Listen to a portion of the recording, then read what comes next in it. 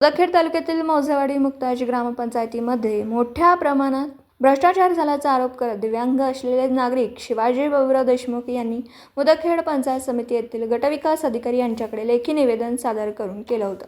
निवेदनामध्ये उल्लेखनीय मुद्द्यांच्या अनुषंगाने वाडी मुक्ताजी ग्रामपंचायतचे उपसरपंच हनुमंत देशमुख यांनी पत्रकार परिषदेत स्थानिक पत्रकारांशी बोलताना देशमुख यांनी माझी प्रतिमा मलिन करण्याचा प्रयत्न केला असून स्मशानभूमी अनुदानाबद्दलचे आरोप बिनबुडाचे आणि खोटारडे असल्याचे यावेळी देशमुख यांनी सांगितलं।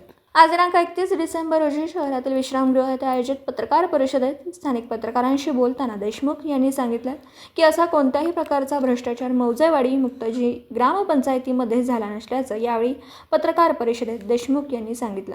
स्थानिक पत्रकारांनी विचारलेल्या विविध प्रश्नांवर आणि कथित स्मशानभूमी अनुदानाबद्दल सुद्धा ग्रामपंचायतच्या वतीने उपसरपंच या नात्याने प्रत्येक आरोपांचा खंडन यावेळी पत्रकार परिषदेच्या माध्यमातून उपसरपंच हनुमंत देशमुख यांनी केलं।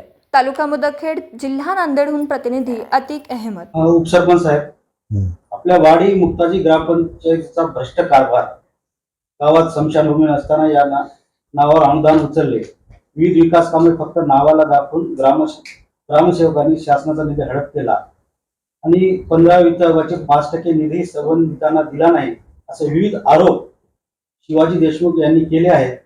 एका प्रकरणात पूर्वी 500 रुपयांचा धनादेश दिला, बाकी रक्कम दिलीच नाही असाही उल्लेख काही वर्तमानपत्राच्या बातमीमध्ये आढळून आला। या ग्रामपंचायतीच्या भ्रष्टाचाराबद्दल आपलं काय मत आहे?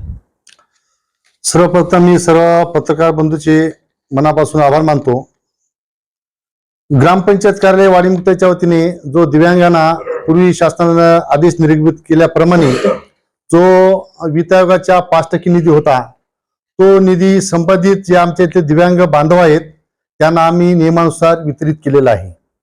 त्याच्यानंतर 2000 आमची ग्रामपंचायत 2020, 21, 21, 22, 22, 23, 23, 24 पर्यंतचा नियमानुसार जे निधी आहे ग्रामपंचायतीच्या कर वसुलीच्या 5% त्याच्याप्रमाणे निर्मित केला आहे। हे जे आमच्या जे आरोप होता ते धांदात खोटे आहेत। राहिला भ्रष्ट कारभाराची चौकशी, तर आम्ही ग्रामपंचायतमध्ये आम्ही एक नीतिमत्तेचे नीतिवान माणसं आहोत। आम्ही आतापर्यंत कसल्याही प्रकारचा भ्रष्टाचार केला नाही आणि करणार सुद्धा नाही। आम्ही एक राष्ट्रसेवक आहोत। राहिला मुद्दा स्मशानभूमीचा, जे नियमाप्रमाणे जे आहे ते काम आमचं प्रगतीपथावर आहे। हे कोण्यातरी लोकांचं पोटदुखी म्हणून त्याला कोणीतरी उचलते आणि हे जनतेमध्ये एक आपली बदनामी करण्याचा एक प्रकार घडत आहे। हे अशा प्रकारचे काही तर मी सर्व माझ्या हितैषी बंधू आणि आपल्या सर्व पत्रकार महोदयांना सर्वांना या ज्या मीडियावर सांगू इच्छितो की आमच्या ग्रामपंचायतीच्या वतीनं कसल्याही प्रकारचा भ्रष्टाचार झालेला नाही। हे विशेष करून ब्लॅकमेलिंग करण्याकरता आमच्या इथल्या ग्रामसेविका येतात, त्यांना आणि ग्रामपंचायतला ब्लॅकमेलिंग करण्याकरताचा हा दुसऱ्याच्या सांगण्याहून रचलेला हा पॉइंट आहे, डाव आहे।